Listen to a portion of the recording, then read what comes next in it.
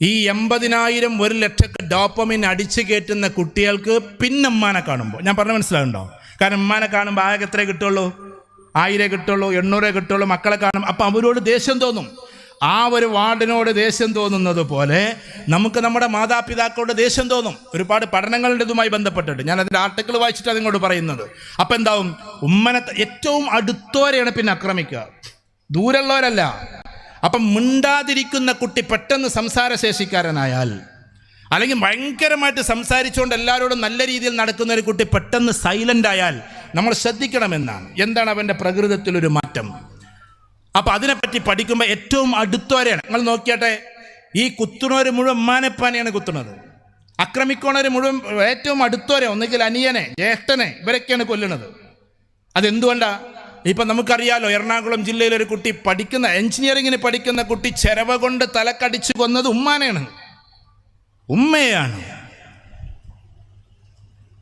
സ്വന്തം ഉമ്മ നടന്നു പോകുമ്പോൾ ബാക്കിൽ നിന്ന് കടാര കൊണ്ട് ആഞ്ഞു കുത്തിയത് മോനാണ്. ഇങ്ങനെ വളരെ അടുത്തവരെ കൊന്നൊടുക്കും. എന്താ കാര്യം? ഇത് ഉള്ളിലേക്ക് കയറിയാൽ അങ്ങനെയാണൊരവസ്ഥ. പക്ഷേ ആരും ഇത് തുടക്കത്തിൽ പറഞ്ഞു തരില്ല. കാരണം തുടക്കത്തിൽ നമ്മൾ ചെയ്യൽ എങ്ങനെയെന്നറിയോ? മദ്രസ കുട്ടികൾ വരെ ശ്രദ്ധിക്കേണ്ട ഒരു കാര്യമാണ്. ഞാൻ മദ്രസ കുട്ടികളെ പേടിപ്പിക്കല്ല. ഈ അടുത്ത കാലഘട്ടത്തിൽ നമ്മുടെ അടുത്ത് വന്നൊരു കേസും കൂടി പറയാം. ആ കുട്ടിനോട് ഒരു ബൈക്കാരൻ വന്നിട്ട് ചോദിച്ചത്ര മദ്രസക്ക് പോകുമ്പോൾ, മദ്രസ പോകും 5ാം ക്ലാസ് 6ാം ക്ലാസ് എന്നൊക്കെ പറഞ്ഞാൽ ആകെ 10 വയസ്സ് 11 വയസ്സുണ്ടാവുക. രാവിലെ 6-6:30 മണിക്ക് മദ്രസയിൽ പോകുമ്പോൾ ഒരു ബൈക്കാരൻ വന്നിട്ട് ചോദിച്ചാൽ മോനെ ഇന്ന സ്ഥലത്തേക്കുള്ള വഴി ഏതാണ്? ഒരു സ്ഥലം ചോദിച്ചു. ഞാൻ ആ സ്ഥലക്കാരെ മോശമാക്കേണ്ട ചെറിയ സ്ഥലം പറയാത്ത. അപ്പോൾ കുട്ടി പറഞ്ഞത്ര ഇങ്ങോട്ട് പോയാൽ മതി. ഈ കുട്ടികളോടൊക്കെ അങ്ങോട്ട് സലാം പറയും. നമുക്കൊക്കെ ചില തെറ്റായ ധാരണ ഉണ്ട്. നമ്മൾ മഹല്ല് പ്രസിഡൻ്റ് ആയിരിക്കും, മഹല്ല് സെക്രട്ടറി ആയിരിക്കും. അപ്പോൾ മദ്രസ കുട്ടികൾ ഇങ്ങോട്ട് വരുന്ന സമയത്ത് ഓല് ഇങ്ങോട്ട് സലാം ചെല്ലട്ടെ എന്ന് പറഞ്ഞാണ് ഇങ്ങനെ നെളിഞ്ഞു നിൽക്കും. അത് ഫിഖ്ഹിൻ്റെ കിതാബിൽ വരുന്നൊരു സാധനമാണ്. ഏത്? ഉസ്താദ്മാർക്കറിയാം.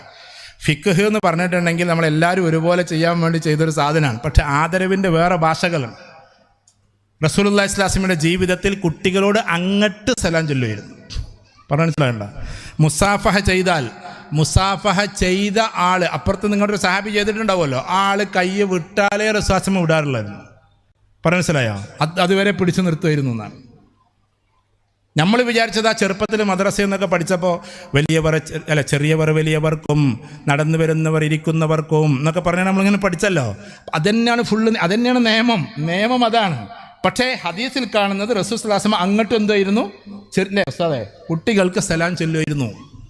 കുട്ടികൾക്ക് അങ്ങനെ ഞാൻ ശ്രദ്ധിക്കാറുണ്ട്. മദ്രസയിൽ കൊണ്ടൊക്കെ അസ്സലാമു അലൈക്കും എന്ന് പറയുമ്പോൾ കുറച്ചൊക്കെ നമ്മുടെ നാട്ടിലൊക്കെ അങ്ങനെ ഉണ്ടാവില്ല. കുട്ടികൾക്ക് അറിയുന്ന ഒരാളും കൂടിയാണെങ്കിൽ വലൈക്കും മുസ്സലാം ഭയങ്കര സലാം അടക്കലാണ് കാര്യം. മിക്കവാറും കുട്ടികളോട് അങ്ങോട്ട് അത് ഭയങ്കര രസമാണ്. നമ്മൾ വീട്ടിൽ പോകുമ്പോൾ എന്താക്കണം, ഓരോ വീട്ടിൽ കയറി നമ്മളെ സുഹൃത്തുക്കളെ വീട്ടിലേക്കൊക്കെ പോകുമ്പോൾ നമ്മൾ മിഠായിയൊക്കെ പോക്കറ്റിലാണ്, ബേക്കറിയും ഫ്രൂട്ട്സൊക്കെ പാടെ കൊണ്ട് ഓല അകത്തുകൊണ്ടേക്കുന്നല്ലാതെ ചിലപ്പോൾ ഈ കുട്ടിയൊക്കെ കിട്ടിക്കൊള്ളണമെന്നില്ല. അതുകൊണ്ട് എന്ത് ചെയ്യാന്ന് പറഞ്ഞാൽ നേരെ മിഠായി പോക്കറ്റിൽ കൊണ്ടുപോവുക. ഈ മിഠായി എന്ത് ചെയ്യുക? കുറച്ച് ക്വാളിറ്റി ഉള്ള മിഠായി അളക്കണം, അല്ലാതെ തേനിലാവും അരുജ്യോതിയും മാത്രം വാങ്ങിക്കൊണ്ട് പോകരുത്. അതിനെ മോശമാക്കല്ല കേട്ടോ. അപ്പോൾ ആ സാധനം ഈ കുട്ടിയൊക്കെ എന്ത് ചെയ്യുക? കൊടുത്താൽ കുട്ടികൾക്ക് ഭയങ്കര ഓർമ്മയായിരിക്കും. പിന്നെ അത് കുട്ടികൾക്ക് ഭയങ്കര സന്തോഷമായിരിക്കും. അങ്ങനെ ഉണ്ടല്ലോ, അങ്ങനെ ഉണ്ട്. ഈ രാഷ്ട്രീയക്കാരൊക്കെ ഉദ്ഘാടനം ചെയ്യുമ്പോൾ നല്ല രസമല്ല. ഒരു പാല ഉദ്ഘാടനം ഉണ്ടെന്ന് വിചാരിച്ചോളൂ. ഞാൻ ചിലപ്പോഴൊക്കെ ആലോചിക്കാറുണ്ട്, പാല ഉദ്ഘാടനത്തിന് ഇങ്ങനെ നിൽക്കുമ്പോൾ ഇപ്പോൾ ആരെങ്കിലും വലിയ നേതാവ് വന്ന് വിചാരിച്ചു, ഒരു MP യോ MLA ആരെങ്കിലുമൊക്കെ വന്ന് അല്ലെങ്കിൽ മന്ത്രി വന്നാൽ ആ കൂട്ടത്തിൽ APJ അബ്ദുൽ കലാമൊക്കെ ചെയ്തിരുന്ന ഒരു പണിയാണത്. ആ കൂട്ടത്തിൽ ഏറ്റവും പ്രായം ചെന്ന ആൾ, ആ പാലത്തിന് പണിയെടുത്ത ആൾ, കൂടുതൽ ദിവസം പണിയെടുത്ത ആൾ, അയാളെ വിളിച്ചിട്ട് അയാളെ കയ്യിൽ കത്തിരി കൊടുക്കുക. എന്നിട്ട് നിങ്ങളാണ്ട് ഉദ്ഘാടനം ചെയ്യുന്നറിയാം. എന്നിട്ട് മന്ത്രി ഇങ്ങനെ കണ്ട് എന്ത് രസകരമായ ഉദ്ഘാടനമായിരിക്കും എന്നറിയോ? പാവപ്പെട്ട ഒരു മനുഷ്യനെ കൊണ്ട് ഇങ്ങനെ ഉദ്ഘാടനം ചെയ്യിപ്പിക്കുക. എന്നിട്ട് മന്ത്രി ഇങ്ങനെ നോക്കി നിൽക്കുക. അതിൻ്റെ വില ഉണ്ടാവില്ല മന്ത്രി കട്ട് ചെയ്താൽ. ഞാൻ ഒരു അഭിപ്രായം പറയണം. ഇതേപോലെ ചെറിയ കുട്ടികളോട് അങ്ങോട്ട് സലാം പറയും. ഇതേപോലെയാണ് ഈ നാശക്കാരിത് അതിലേറെ പഠിച്ചു വെച്ചിട്ടുണ്ട്. അവൻ ഈ കുട്ടിനോട് അങ്ങോട്ട് ചോദിക്കാം, മോനെ അങ്ങോട്ടുള്ള വഴിയാതി. കുട്ടി ഉഷാറായിട്ട് ഇങ്ങോട്ട് പോയാൽ മതി, ഇങ്ങനെ പോയാൽ. കുട്ടികളോടല്ലേ ഇപ്പോൾ ചോദിച്ചിട്ടുള്ളത്. അങ്ങനെ അങ്ങോട്ട് പോയിട്ട് ആ ബൈക്കാർ എങ്ങോട്ട് തന്നെ വന്ന് ഈ കുട്ടി പറയാണ്, ഇങ്ങോട്ട് തന്നെ വന്നിട്ടൊരു മിഠായി കൊടുത്ത്, മോനെ ഇത് കഴിച്ചോ, നീ നല്ല മോനാണ്, എനിക്ക് അത്ര ഉഷാറായിട്ടാണ് വഴി പറഞ്ഞു തന്നതെന്ന്. ഈ കുട്ടി പാവം ഇയാൾ തന്നല്ല, നല്ല മനുഷ്യൻ വിചാരിച്ച് കഴിച്ചതാണ്. പക്ഷെ അതെന്തായിരുന്നു? അത് ഈ പറയുന്ന മയക്കുമരുന്നടങ്ങിയ മിഠായി ആയിരുന്നു. പിന്നെ പിറ്റത്തെ ദിവസം ഇയാളെ കാത്തു നിൽക്കാൻ തുടങ്ങി, അയാളത് കൊടുക്കാൻ തുടങ്ങി. ആ കുട്ടി സ്കൂളിലേക്ക് കൊണ്ടുപോകാൻ തുടങ്ങി. ഇങ്ങനെയാണ് 6ാം ക്ലാസ്സിലും 7ാം ക്ലാസ്സിലും പഠിക്കുന്ന കുട്ടികളെ വരെ കരിയേഴ്സൊക്കെ. സൈക്കോളജിയിൽ 7 വയസ്സ് മുതൽ ഏകദേശം ഈ ഒരു 18-19 വയസ്സ് വരെ ഒരു ലഗാനും ഇല്ലാത്ത ലോകമാണ്. അതിൽ ഏറ്റവും സ്ട്രോങ് ഏതാണെന്ന് അറിയുങ്ങൾ, കോളേജിൽ നമ്മൾ പ്രണയം കാണാറുണ്ട്, അതാരെങ്കിലുമൊക്കെ ഉണ്ടാവുള്ളൂ.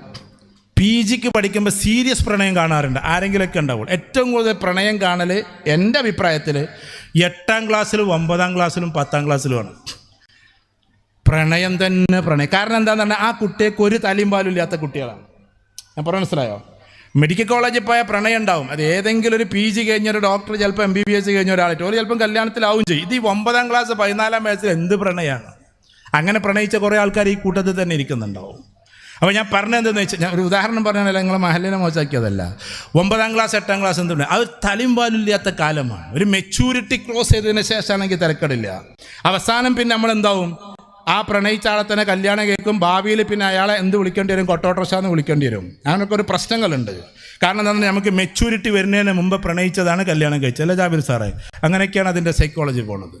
അപ്പം മെച്യൂരിറ്റി വന്നാൽ അതിന് അനുവാദം ഉണ്ട് എന്നല്ല ഞാൻ പറഞ്ഞത് കേട്ടോ. ഞാൻ പറഞ്ഞതെന്താണെന്ന് വെച്ചാൽ, ഈ ഒരു പ്രണയ സമയം എന്ന് പറയുന്നത് പോലും അറിയാതെ, വിവാഹ സമയം പോലും അറിയുന്നതറിയാതെ കുട്ടികൾ പ്രണയിക്കാൻ തുടങ്ങും. എത്രത്തോളം എന്ന് ചോദിച്ചാൽ ഇനി വളരെ ശ്രദ്ധിക്കണം. ഇതൊരു കെമിസ്ട്രിയാണ്.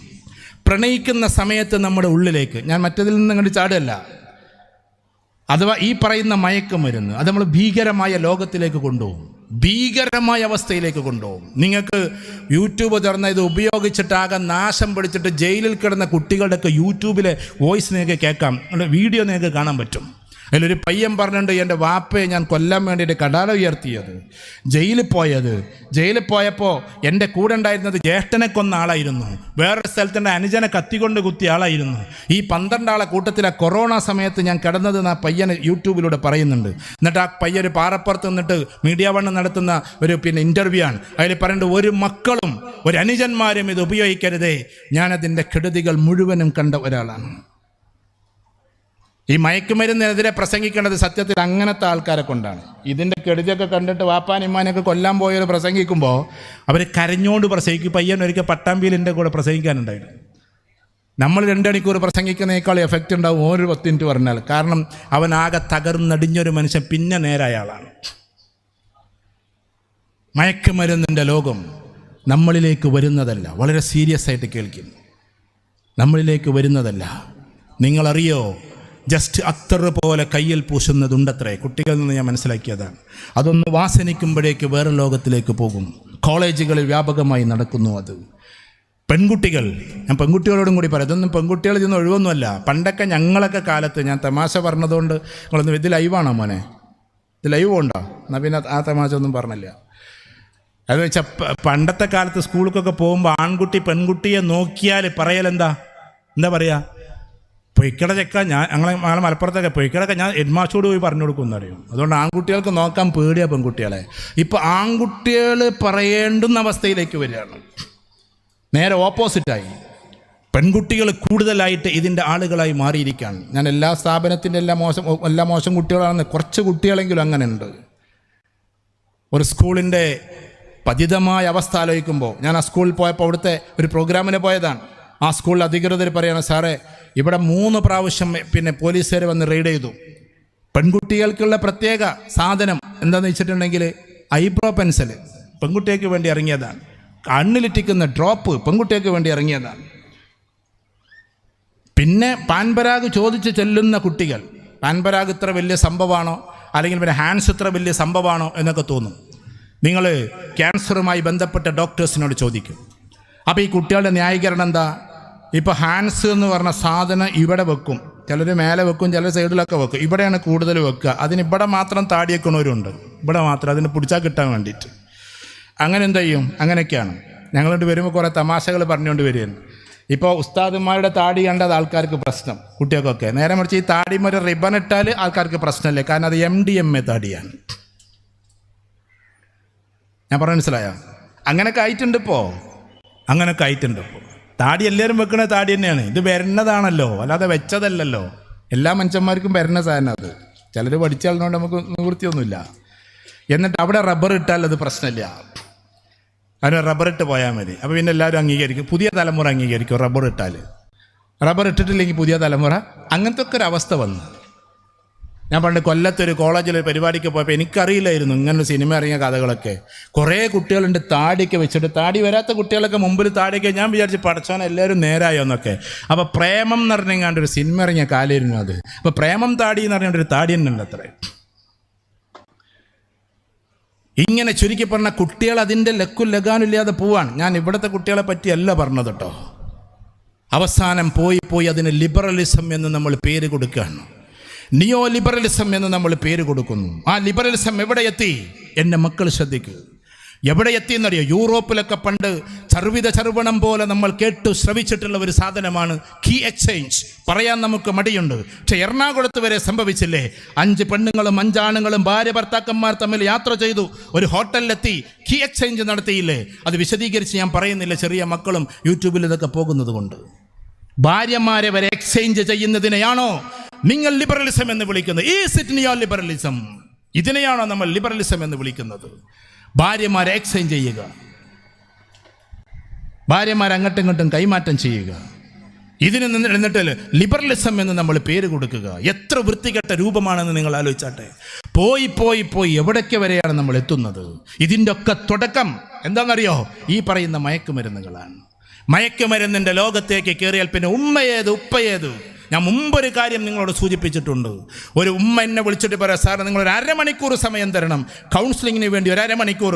ഞാൻ പറഞ്ഞു, ഞാൻ ഇപ്പോൾ കൗൺസിലിംഗ് നടത്താറില്ല, നിങ്ങൾ വേറെ ആരെങ്കിലും ചെന്ന് കാണും. അപ്പോൾ ആ ഉമ്മ ഫോണിലൂടെ കരയാണ്. ഞാൻ എന്താ കാര്യം എന്ന് ചോദിച്ചു.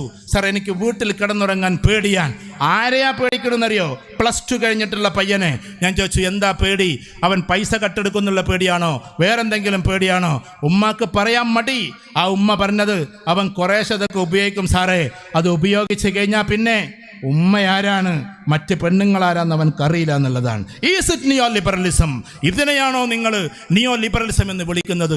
സ്വന്തം ഉമ്മയുടെ നേരെ കാമാസക്തിയോട് കൂടി പോകാൻ നമ്മളല്ലതിൻ്റെ കാരണം നമ്മൾ കഴിച്ച മയക്കുമരുന്നുകളാണ്. അങ്ങനെ ഉമ്മയേതെന്നറിയാത്ത ഉപ്പയേതെന്നറിയാത്ത അവർക്ക് നേരെ കഠാരകൾ ആഞ്ഞു വീശുന്ന ഒരു ലോകത്തിലേക്ക് നമ്മൾ എത്തുകയാണ്. അതുകൊണ്ട് എൻ്റെ പ്രിയപ്പെട്ടവരോട്, ഇവിടെ ഇരിക്കുന്ന കുട്ടികളൊക്കെ അതിലേക്ക് പോവുകയോ ചെയ്യുന്നില്ല എന്ന് 100% നമുക്ക് ഉറപ്പാണ്. പോകാതിരിക്കാൻ വേണ്ടി പറഞ്ഞോട്ടെ, നമുക്ക് വേണ്ടി പലയിടത്തും ഇത്തരത്തിലുള്ള ആളുകൾ പതിയിരിപ്പുണ്ട്. അതാ ഞാൻ പറഞ്ഞതിൻ്റെ അർത്ഥം. അല്ലാതെ നിങ്ങളാരും ഇപ്പോൾ അത് തേടിപ്പോകില്ല. പതിയിരിപ്പുണ്ട്. കോളേജുകളിൽ നിയോ ലിബറലിസം വളരെ ചർച്ചയാണ്.